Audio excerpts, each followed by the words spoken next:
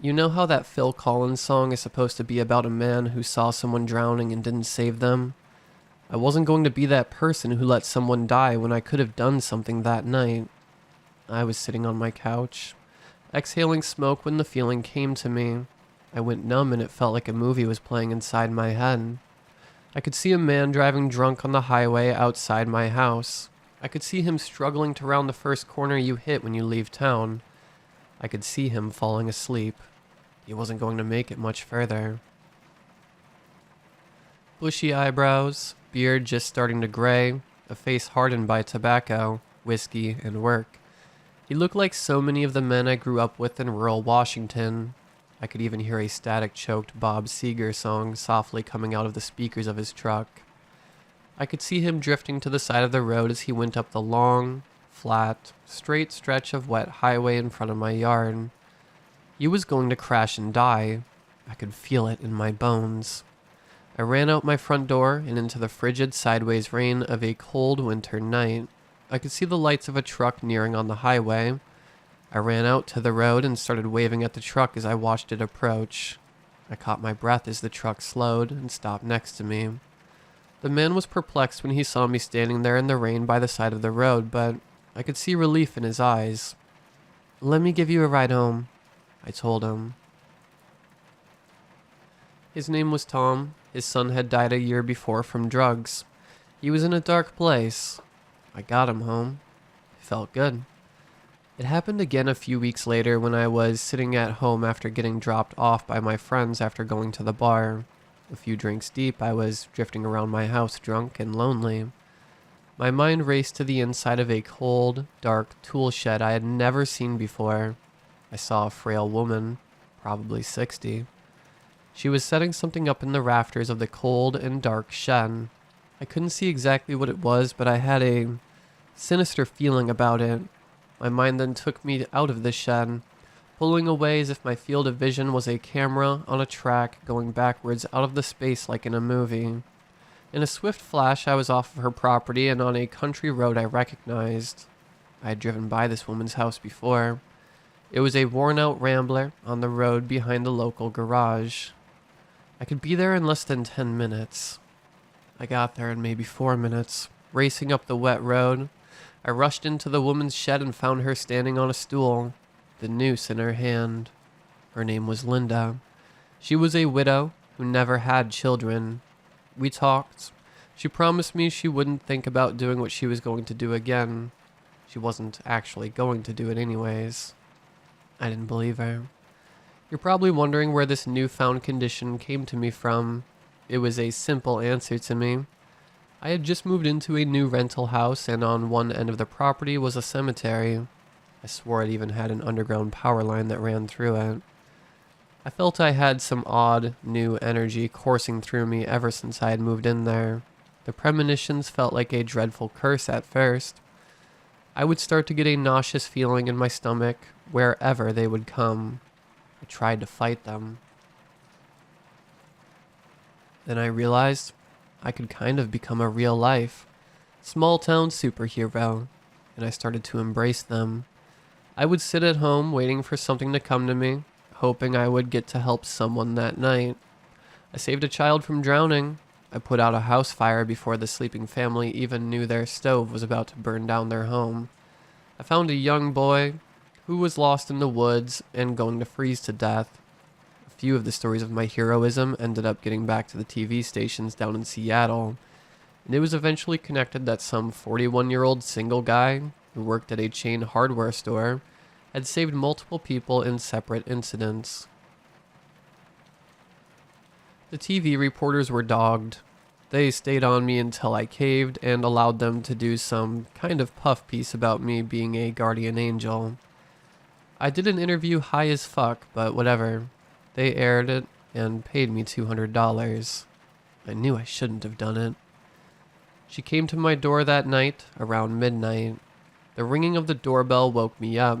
I grabbed the flashlight taser I kept by my bed and crept to the front door. I tucked the taser light away once I saw her standing there on my dark front porch.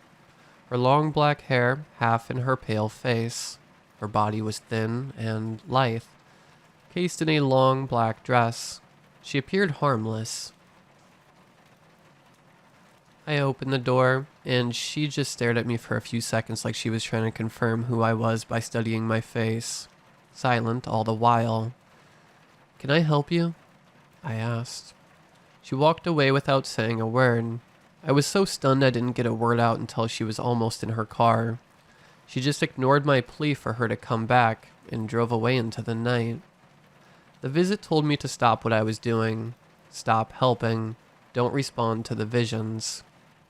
The next night, I was presented with the vision of a middle-aged man, wedding ring, the kind of guy who looked like a dad. He got hit by an unexpected snowstorm while hiking in the mountains and was lost. What he didn't know was he was just 20 yards away from the parking lot and safety of his truck. But he couldn't see it through the snow, and he was too tired and cold to make it at this point. I could be up at that parking lot in less than 30 minutes. I could save him.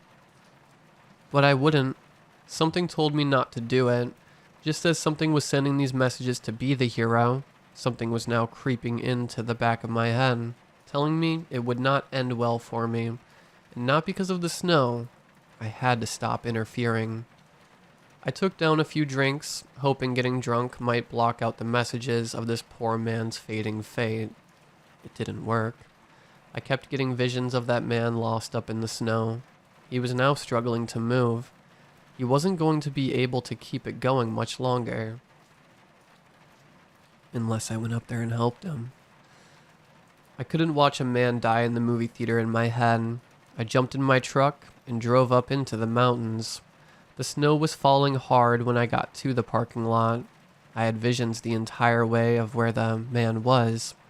I knew he wasn't far from the lot and was now crawling through the snow, wasting away the last few minutes of his life. I trudged through the snow in the direction where I was sure he was. I came across someone dressed in all black first. They were standing over something on the ground, nearly buried in the snow. It was the woman who showed up on my doorstep that night. She crouched down and held on to whatever was on the ground below her.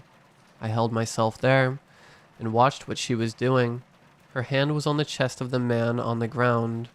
Visions flashed into me. I was in the POV of the man on the ground in the snow, looking upward at the face of the woman in black, her pupils wide and black, her skin ashen white, and her hand strong on my chest, feeling like it was pushing me down into the ground. She was taking away the man's life at that very moment. I could feel the man go still. Then the woman in black turned around to me. I started to backpedal towards my truck. She didn't say anything, just moved quickly towards me. I could feel a powerful anger rushing at me. It seeped into my muscles and made movement difficult. I was suddenly slow in my retreat back to my truck. She was not slow. She moved swiftly to me, and soon was almost within arm's reach of me. My vision started to move away from the dead dad over in the snow and to myself. I could now see myself lying on the ground next to my truck, with the woman in black on top of me, her hand pushed hard into my chest, draining the life out of me. I think she was sending me a warning more than anything, though. I didn't think she actually wanted to kill me. It was like she was telepathically telling me it wasn't my time. She played by the rules, but she was willing to bend them if I didn't stop. I would have to stop. I opened my mouth and told her that. She seemed to accept it. She walked away into the endless white of the snow, and I got in my truck and drove back home. Now I'm cursed. I sit at home every night knowing who is going to die in my vicinity, and how they are going to die, and knowing I could do something about it but won't. I drink more than I used to, and sometimes when I've had too much, which is almost every night, I think about getting back into my truck and going to save someone for whom I am their only hope for survival. Maybe I will someday.